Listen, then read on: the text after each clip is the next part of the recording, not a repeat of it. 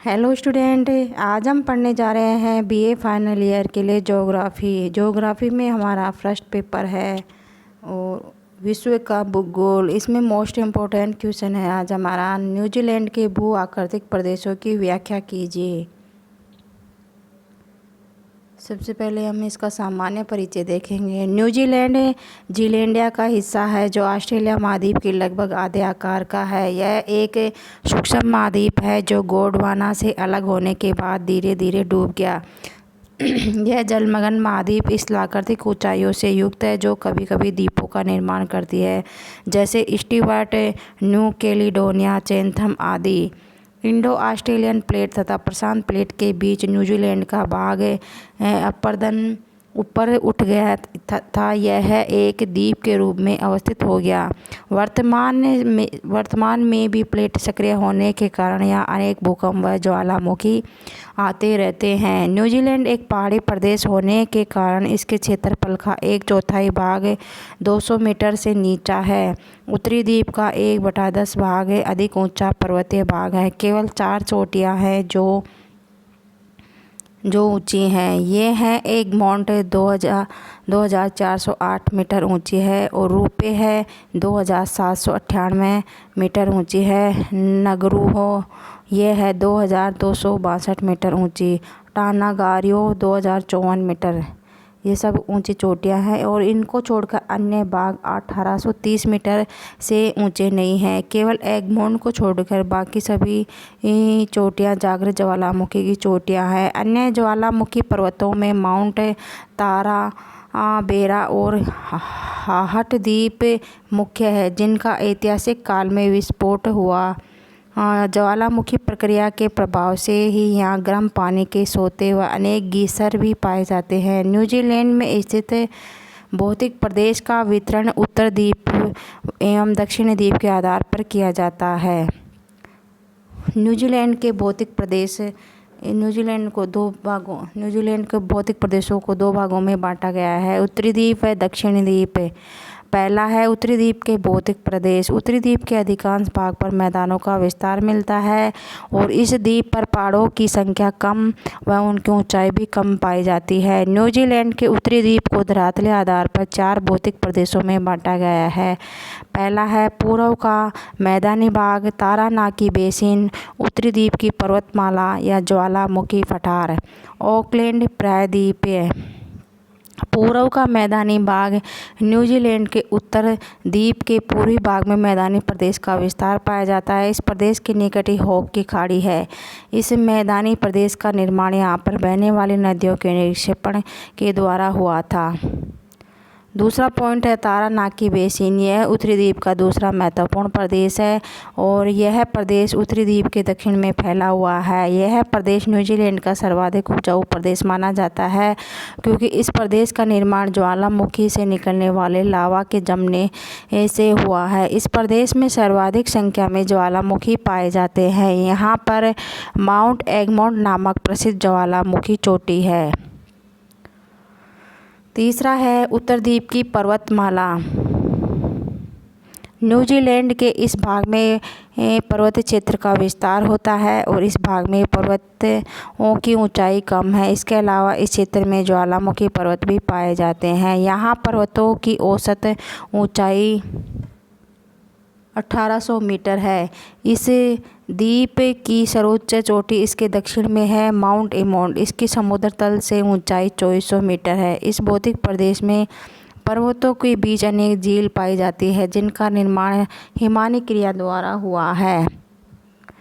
ये झीलें अत्यधिक ऊंची होने के कारण परस्पर जमी रहती हैं और यहाँ पर टोपो झील सबसे महत्वपूर्ण है। ऑकलैंड प्रायद्वीप यह भाग उत्तरी द्वीप के उत्तर में स्थित है। यह 3 ओर से समुद्र से घिरा हुआ है और इस प्रदेश का एक भाग पूर्व मैदानी प्रदेश से जुड़ा हुआ है।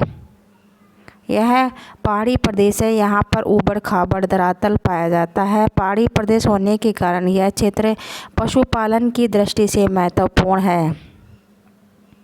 दक्षिणी द्वीप के भौतिक प्रदेश। यह द्वीप भी उत्तरी द्वीप की तरह एक पहाड़ी प्रदेश है और इस द्वीप पर छोटी छोटी पहाड़ियों के बीच में अनेक घाटियाँ पाई जाती है। इन्हीं घाटियों के बीच में अनेक घाटियाँ पाई जाती हैं। इन्हीं घाटियों के में न्यूजीलैंड का सबसे अधिक पशुपालन किया जाता है। इन भाग में न्यूजीलैंड की सबसे ऊंची चोटी माउंट कुक इसी द्वीप पर स्थित है। इस भाग को भी 4 भागों में विभाजित किया गया है। दक्षिणी आल्प्स पर्वत, कैंटरबरी का मैदान, ओटागो का पठार, समुद्र तटीय मैदान। दक्षिणी आल्प्स पर्वतमाला का विस्तार इस द्वीप पर उत्तर से दक्षिण में पाया जाता है। यह एक नवीन मोड़दार पर्वत है। दक्षिणी द्वीप पर यह पर्वतमाला पूर्वी तट के आसपास है। इस पर्वतमाला की औसत ऊंचाई 300 मीटर है और न्यूजीलैंड की सर्वोच्च पर्वत चोटी माउंट कुक 3800 मीटर है। इस पर्वतमाला पर स्थित है। स्थानीय लोग इसे माउंट कुक को ओरागी के नाम से जानते हैं। ओरागी का शाब्दिक अर्थ है बादलों को छेदने वाला। न्यूजीलैंड का सर्वाधिक हिमानी क्षेत्र इसी पर्वतमाला में है। इस पर्वतमाला में 6 हिमानियाँ निकलती हैं। न्यूजीलैंड की दूसरी सर्वोच्च चोटी माउंट तस्मान जो 3550 मीटर है जो भी इस पर्वतमाला में स्थित है। कैंटरबरी का मैदान, न्यूजीलैंड के दक्षिणी द्वीप पर स्थित कैंटरबरी घास का मैदान ओटागो पठार के उत्तर में स्थित है। यह एक शीतोष्णकटिबंधीय घास का मैदान है। इस मैदान का निर्माण यहाँ पर नदियों द्वारा बहाकर लाई गई मिट्टी के जमा होने से हुआ है। इस घास के मैदान में पशुपालन का कार्य सर्वाधिक होता है क्योंकि शीतोष्णकटिबंधीय जलवायु होने के कारण यहाँ पर फसलों का उत्पादन अधिक नहीं हो पाता है। न्यूजीलैंड के इस मैदान में कृषि के स्थान पर पशुपालन का कार्य किया जाता है। तीसरा है हमारा ओटागो पठार। दक्षिणी आल्प्स पर्वतमाला के पश्चिम में तथा कैंटरबरी मैदान के दक्षिण में यह पठार स्थित है और इस पठार पर प्राचीन चट्टानें पाई जाती हैं। यही कारण है कि न्यूजीलैंड में सर्वाधिक धात्विक खनिज इस पठार पर पाए जाते हैं। समुद्र तटीय मैदान, न्यूजीलैंड एक द्वीपीय देश है, अतः महासागरीय धाराएं यहाँ के तटवर्ती क्षेत्रों पर लगातार अतिक्रमण रहती हैं, जिसके कारण समुद्र के तटवर्ती क्षेत्रों में अनेक मैदानों का निर्माण हुआ है और न्यूजीलैंड के दक्षिणी द्वीप के पश्चिमी तटवर्ती क्षेत्रों में मैदानों की चौड़ाई सबसे अधिक मिलती है। इन्हीं तटवर्ती मैदानों के समीप कुछ पशुचारण के क्षेत्र भी हैं जहाँ पर पशुपालन का कार्य किया जाता है। हिमानी, न्यूजीलैंड में अनेक हिमानी पाए जाते हैं। इन समस्त हिमानियों में दक्षिणी द्वीप का टस्मान हिमानी सबसे बड़ा है। यह हिमानी का माउंट कुक के निकट होता है।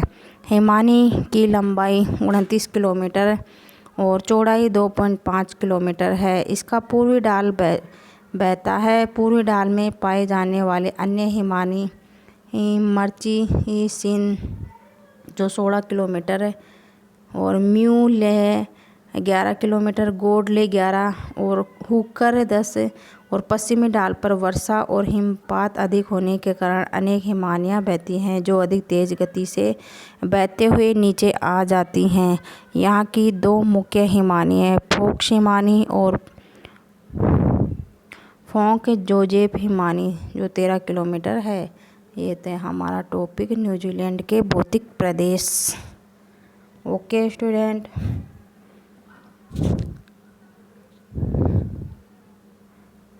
ऐसे ही और नोट्सों के लिए आप मेरे चैनल को लाइक एंड सब्सक्राइब कीजिए और वीडियो को अधिक से अधिक शेयर कीजिए। अपने कॉलेज ग्रुप में भी इसे शेयर कीजिए।